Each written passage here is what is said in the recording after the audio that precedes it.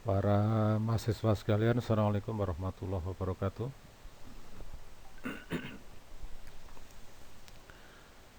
Saya berikan jawaban dari tugas harian 1 hukum waris dengan harapan memberikan koreksi dan pemahaman kepada para mahasiswa sekalian.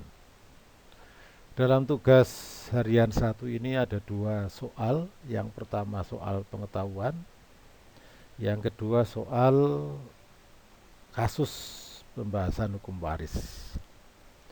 Yang pertama, soal pertama A, jelaskan pengertian dan tujuan inbrank. Soal B, jelaskan prinsip pengaturan tentang penerima hibah yang wajib inbrank. Soal yang kedua, ini ada gambar skema pewaris meninggal dunia, meninggalkan keluarga sedarah atau meninggalkan keluarga terdiri dari A dan B, anak dari perkawinan P yang pertama, lalu C ini istri P dalam perkawinan yang kedua, 3 orang anak D, E, F ini anak P dari perkawinan yang kedua dengan C. Lalu ada GH. GH ini orang tuanya C, orang tuanya istrinya P. Jadi ini merupakan mertua, ya. Lalu ada IJKL. IJKL ini saudaranya istri, berarti saudara ipar. Dalam hukum antara GIJKL, GHIJKL dilihat dari P merupakan saudara semenda, saudara yang timbul akibat hubungan perkawinan. Saudara dari keluarga sedarah istri itu dari suami namanya saudara semenda. Begitu juga keluarga sedarah suami merupakan saudara semendanya istri. Keterangan pewaris meninggal dunia dengan meninggalkan harta warisan sebesar 500 juta dan keluarga sebagaimana terlihat dalam gambar. Semasa hidup pernah memberikan hibah kepada A dan B masing-masing 50 juta dan juga memberikan hibah kepada I, J, K, dan L masing-masing 20 juta. Pertanyaan: A. Siapakah ahli waris B? B. Siapakah penerima hibah yang wajib inbrank? Berikan alasan dan dasar hukumnya. Dan hitung pembagian warisan di antara para ahli waris. Ini pertanyaan dari tugas harian 1 hukum waris BW. Kita jawab yang nomor 1. Ini jawaban singkat dari saya, mahasiswa bisa mengembangkan sendiri. Ada pertanyaan, jelaskan pengertian dan tujuan inbrank, ya. Bahwa inbrank itu merupakan perhitungan hibah yang diterima oleh seorang ahli waris dari pewarisnya ketika diadakan pembagian warisannya pewaris. Jadi yang namanya inbrank adalah memperhitungkan hibah yang pernah diterima seorang ahli waris dari pewarisnya ketika diadakan pembagian warisan pewaris. Adapun tujuan inbrank adalah agar tercapai pembagian warisan yang lebih adil di antara para ahli waris. Nilai hibah atau besarnya hibah yang diterima oleh ahli waris tadi menjadi faktor pengurang dari hak bagiannya atas harta warisan, sehingga ahli waris yang belum menerima hibah dan ahli waris yang sudah pernah menerima hibah itu nanti bagian warisannya berbeda. Selanjutnya, jelaskan prinsip pengaturan tentang penerima hibah yang wajib inbreng. Ini kita bisa mendasarkan pada ketentuan pasal 1086 angka 1 dan 1086 angka 2. Dalam 1086 angka 1, prinsipnya yang wajib inbreng adalah kalau penerima hibah ini para keluarga sedarah dalam garis lurus ke bawah, baik sah atau luar kawin. Sedangkan ahli waris selain mereka, baik itu ahli waris undang-undang atau ahli waris wasiat, pada prinsipnya tidak wajib inbreng, kecuali pewaris atau si penghibah yang mewajibkan mereka untuk melakukan inbreng. Anda juga bisa menambahkan tentang prinsip-prinsip inbreng, bahwa inbreng hanya dilakukan untuk keuntungan para ahli waris undang-undang. Yang kedua, penerima hibah yang wajib inbreng adalah ahli waris dalam garis lurus ke bawah, yaitu terdiri dari anak dan para keturunan anak. Selanjutnya, inbreng tidak dimaksudkan untuk mengurangi hibah, dan ahli waris yang menolak warisan tidak perlu melakukan inbreng, karena ahli waris yang menolak warisan tidak ikut dalam pembagian warisan. Ini pokok-pokok poin yang bisa Anda jawab. Sekarang pertanyaan atau soal yang kedua, siapakah ahli waris B? Nah, untuk menentukan siapa ahli waris B, menggunakan konsep atau prinsip golongan ahli waris. Kita harus bisa mengelompokkan para keluarga ini berdasarkan golongan-golongan ahli waris.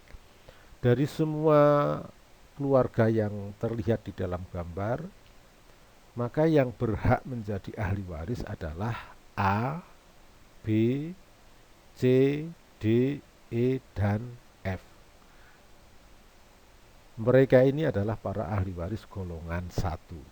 Kita lihat AB adalah anak P dari perkawinan yang pertama. C adalah istri P dari dalam perkawinan yang kedua.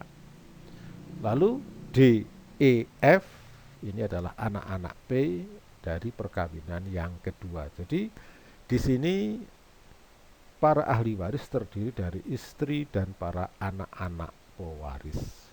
Mereka semuanya adalah ahli waris golongan 1. Sedangkan GH dan IJKL, mereka bukan keluarga sedarah P, sehingga mereka bukan ahli waris. Mereka keluarga semenda dilihat dari P, ya, merupakan keluarga semenda, keluarga sedarahnya istri. Jadi mereka bukan ahli waris. Pertanyaan yang B, siapakah penerima hibah yang wajib inbreng? Berikan alasan dan dasar hukumnya. Penerima hibah ada AB dan ada IJKL. Dari sekian penerima hibah yang wajib inbreng hanyalah A dan B, karena AB merupakan keluarga sedarah dalam garis lurus ke bawah. Dasarnya pasal 1086 angka 1. Sedangkan IJKL tidak wajib inbreng, dasarnya pasal 1086 angka 2. Sekarang pertanyaan yang ketiga, hitung pembagian warisan di antara para ahli waris. Kita lihat di dalam soal ini, pewaris selain meninggalkan harta warisan yaitu 500, juga pernah memberikan hibah kepada beberapa orang, dan ada 2 orang penerima hibah yang wajib inbreng. Oleh karena itu, sebelum warisan dibagi harus dilakukan inbreng dulu. 500 warisan ditambah inbring, hibah dari A dan B masing-masing 50, jadi totalnya adalah 600 juta. 600 juta ini dibagi di antara para ahli waris A, B, C, D, E, F. Berapa bagian mereka? Masing-masing adalah 1/6 kali 600 juta. Di sini hanya tertulis kata tulisan 600 dan 100. Ini harusnya ditambah kata juta ya, atau 06. Jadi masing-masing ahli waris mendapatkan 100 juta. Kita lihat A, B hibahnya menerima hibah 50, bagian warisannya 100, maka A dan B hanya mendapatkan bagian dari warisan masing-masing 50. Selebihnya merupakan bagian hibahnya. Jadi di sini di dalam pelaksanaan pembagian warisan dan inbring ini juga tidak ada penerima hibah yang dikurangi, yaitu A dan B hibah yang dia lakukan inbring tidak terkurangi dengan adanya inbring ini, karena dia masih mendapatkan bagian 100. Jadi demikianlah pembagian warisan di antara para ahli waris. Mereka masing-masing mendapatkan 100 juta dengan pengertian A dan B masing-masing sudah mendapatkan hibah 50, sehingga masing-masing mendapatkan tambahan bagian dari harta warisan sejumlah 50. Sedangkan C, D, E, F mendapatkan 100 juta semuanya dari warisan. Kita ingat di dalam kasus ini C adalah istri kedua dari P, dan P juga meninggalkan anak yang dilahirkan dari perkawinan yang sebelumnya. Di sini berlaku ketentuan pembatasan hak waris C berdasarkan pasal 852A. Pembatasannya, bagian C tidak boleh lebih dari bagian anak, lebih besar dari bagian anak, dan tidak boleh lebih besar dari 1/4 warisan. Nah, ternyata di sini bagian C adalah 1/6 karena anaknya ada 5.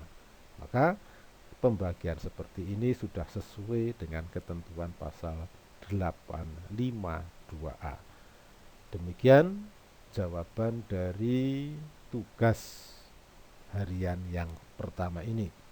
Semoga menambah pemahaman mahasiswa terhadap soal-soal hukum waris.